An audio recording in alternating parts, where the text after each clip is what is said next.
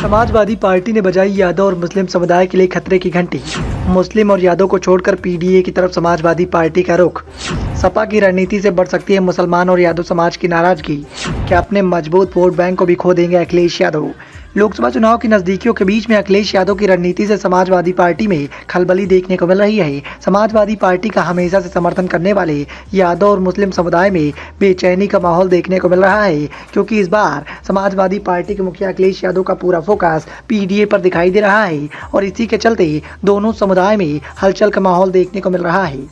मुलायम सिंह यादव के दौर से ही समाजवादी पार्टी माई समीकरण की बात करती रही है, जिसमें करीब 10% यादव और 20% मुसलमान आते हैं। लेकिन अब अखिलेश यादव ने पीडीए का जिक्र कर दिया है और हर जगह इसी बात को लेकर बढ़ रहे हैं कि एनडीए को पीडीए ही हराएगा। उनके पीडीए का अर्थ पिछड़ा, दलित और अल्पसंख्यक से है। अखिलेश यादव ने हाल ही में एक ट्वीट भी किया जिसमें उन्होंने पीडीए के साथ 90% वोट की बात कही। दरअसल वो पीडीए में मुसलमानों के अलावा सिख, ईसाई समेत अन्य अल्पसंख्यक दलितों और पिछड़े यादवों को भी शामिल करना चाहते हैं। यूपी की राजनीति को समझने वाले मानते हैं कि अखिलेश यादव 2014 से 2022 तक लगातार 4 चुनाव में हार के बाद पीडीए पर आए हैं। उन्हें लगता है कि माई समीकरण का दायरा कम था और 30% वोट ही सीधे तौर पर समाजवादी पार्टी को मिलते थे और इसी के चलते भारतीय जनता पार्टी ने गैर यादव, ओबीसी, गैर जाटो, दलितों के वोट पर कब्जा कर लिया। इनमें मौर्य, पाल, लोधी, कहार, कुर्मी, कुशवाहा, सैनी, जाट जैसी मजबूत ओबीसी जातियां शामिल थी।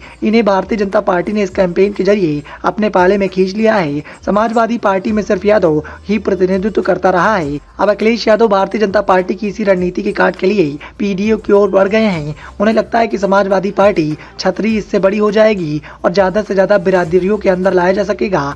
यही वजह है कि कभी काशीराम से मुकाबला करने वाले मुलायम सिंह यादव के बेटे को उनकी जयंती मनाते हैं। इसके अलावा राम मनोहर लोहिया के साथ भी अंबेडकर का भी जिक्र करते हैं। समाजवादी पार्टी और बसपा यूपी में कुछ अरसे के लिए प्रतिद्वंदी पार्टियां थी, तो अंबेडकर का कभी समाजवादी पार्टी जिक्र नहीं करती थी। अब बदली स्थिति में अखिलेश यादव ने अंबेडकर और काशीराम दोनों को साथ ला दिया है।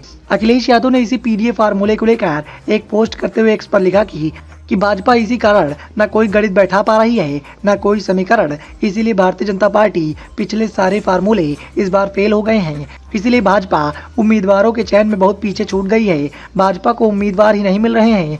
यहाँ तक कि भारतीय जनता पार्टी के मुख्य समर्थकों में भी जो महिला पहलवानों की दुर्दशा, मणिपुर में विवत घटना, मां बेटी को जलाने के कांड जैसी अन्य अनगिनत नारी अपमान की घटनाओं को लेकर भारतीय जनता पार्टी समर्थक होने के नाते शर्मिंदा है। वो अब की भाजपा का साथ नहीं देंगे।